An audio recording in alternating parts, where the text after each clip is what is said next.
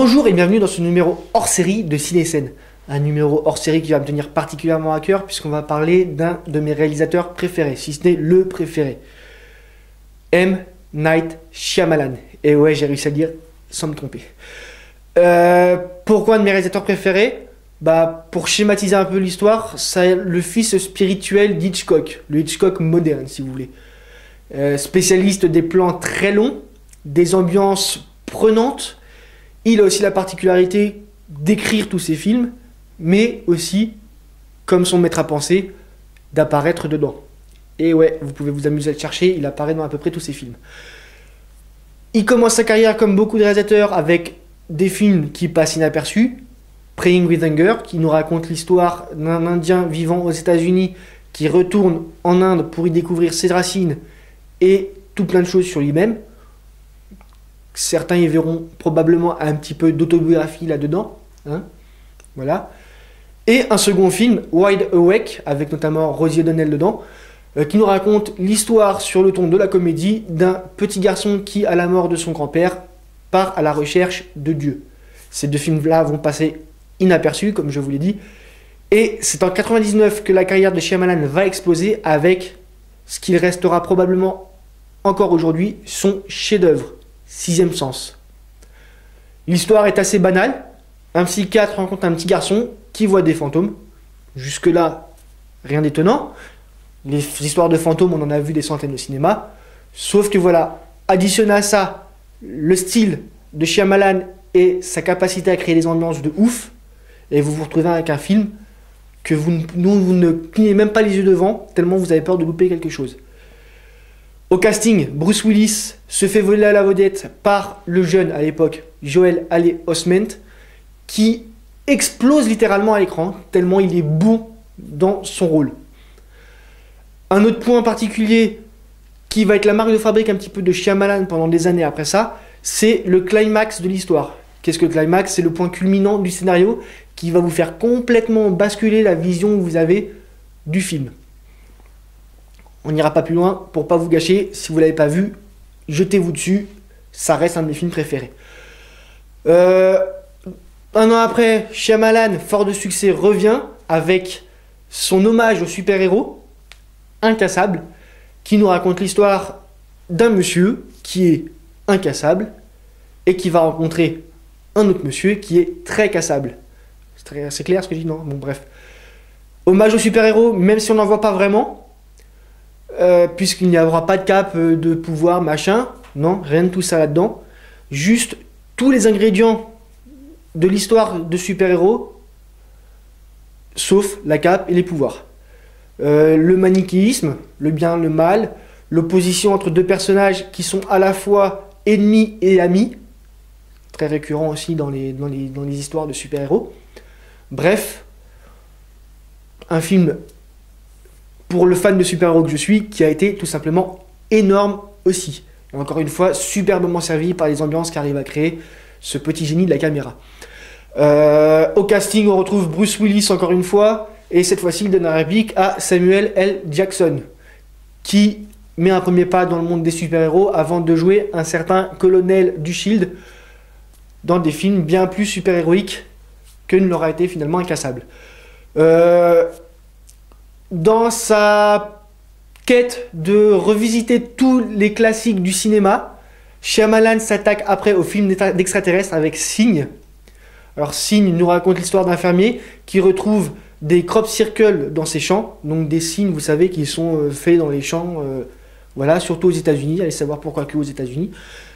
Bref, au casting, pas de Bruce Willis, mais Mel Gibson et Joaquin Phoenix, qu'on retrouvera aussi dans d'autres films de Shyamalan par la suite.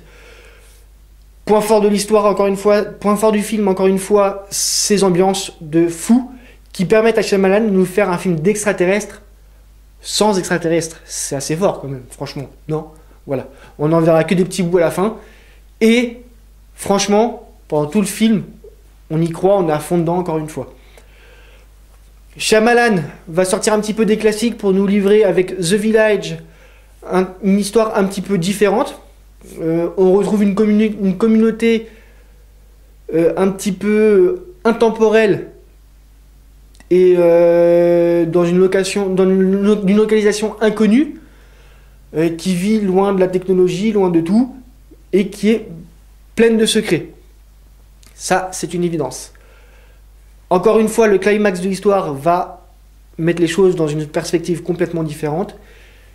Et on sent avec le casting que Shyamalan profite de ses succès précédents, puisque le casting, en plus de Joaquin Phoenix, s'étoffe de Sigourney Weaver, William Hurt, Bryce Dallas Howard ou encore Adrien Brody.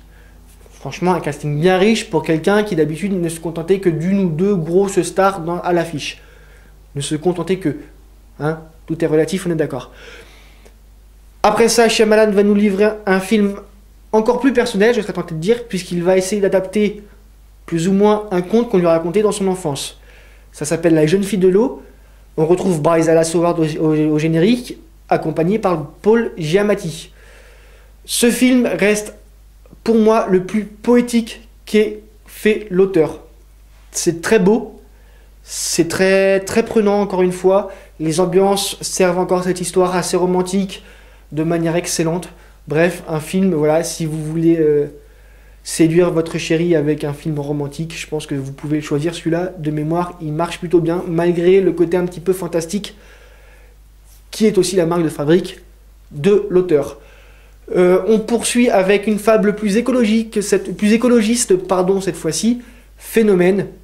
Au casting, Mark Wahlberg, Zooey Deschanel ou John Leguizamo, qui nous raconte les mésaventures d'un prof dans un monde où les gens commencent à se suicider sans raison apparente. Bref, vous vous doutez bien qu'une raison, il y en a une. Je vous laisse aller voir le film pour découvrir laquelle c'est. Après ça, Shyamalan va faire une petite erreur de parcours. Enfin, c'est relatif encore une fois, puisque ce sera d'un certain point de vue, parce que moi c'est un film que j'ai particulièrement énormément apprécié, même s'il est un peu moins bon que les précédents. Il essaie d'adapter donc le dessin animé Avatar, à ne pas confondre avec le film de James Cameron, hein. Pas de petits hommes bleus, mais un petit garçon qui a des pouvoirs sur les éléments. Ça s'appelle Le Dernier Maître de l'air. Au casting, on trouve Noah Ringer, Nicolas Peltz ou Jackson Redbourne. Excusez-moi, je me mélange avec ma langue. Voilà. Décrié par les critiques, un succès très très mitigé, globalement, mais un film qui reste très très très très regardable. Hein. Voilà. C'est du Shyamalan quand même, le mec il sait ce qu'il fait avec sa caméra, donc voilà. C'est pas complètement un navet non plus, faut pas non plus abuser, mais la cote du réalisateur va un petit peu descendre à Hollywood, malheureusement. Après ça, il revient à la science-fiction pure et dure, je suis tenté de dire, avec After Earth, un film qui va mettre en avant Will et Jaden Smith, le père et le fils, qui joueront un père et un fils aussi dans le film. Voilà. À nouveau, le film va être très critiqué, mal perçu, malgré des très bonnes choses encore une fois. Et là, à nouveau, le succès qu'avait connu Shyamalan va s'estomper encore un petit peu et va faire que son film suivant, The Visit, va passer quasiment inaperçu aux yeux du grand public. Alors, pour le coup, je n'ai pas vu ce film, honte à moi, je sais, mais Damien, pour une fois, s'est rendu utile en le visionnant et en faisant une critique relativement positive, voire très positive, puisqu'à nouveau, il a loué les ambiances et les ambiances qu'a réussi à créer Shyamalan dans cette histoire qui a pourtant un pitch assez mignon, puisqu'il s'agit de deux adolescents qui vont rendre visite à leurs grands-parents. Sauf que ces grands-parents semblent être un petit peu bizarres. Voilà. Donc Shyamalan est un petit peu sur une pente, on va pas non plus dire descendante, parce qu'il n'est pas non plus au fin fond du gouffre, hein, faut pas déconner non plus. Mais disons qu'il connaît moins de succès actuellement qu'avec ses premiers films, enfin en tout cas avec Sixième Sens ou Incassable notamment. On va le retrouver dans pas longtemps au cinéma, c'est pour ça qu'on vous parle de lui aussi, puisque le 22 février va sortir son nouveau film Split, avec au casting James McAvoy, que l'on connaît notamment pour le rôle du jeune professeur Xavier dans la saga X-Men au cinéma. Split nous raconte l'histoire de trois filles qui se font kidnapper par un homme et qui vont se rendre compte que ce monsieur a à peu près 24 personnalités différentes. Ce qui lui laisse une marge de plus 2 ou moins 2 par rapport à moi. On ne sait pas trop, on a perdu un petit peu le compte, donc voilà. Bref. Et elles vont essayer de trouver quelques personnalités qui vont un petit peu pouvoir les aider à se sortir de ce mauvais pas. Voilà. C'est tout pour la filmographie de Shyamalan, c'est déjà pas mal. Vous allez me dire, il y a Damien qui s'est endormi de l'autre côté de la caméra. Voilà, j'ai peut-être été un peu long. Bref. N'hésitez pas à regarder ces films. Franchement, je suis complètement subjectif quand je vous le dis, mais il n'y en a pas un qui soit acheté dans l'état. Donc allez-y, regardez-les, regardez-les, vous allez voir, c'est juste génial. En particulier, si vous aimez Hitchcock, je pense que vous allez retrouver vraiment des liens entre les deux.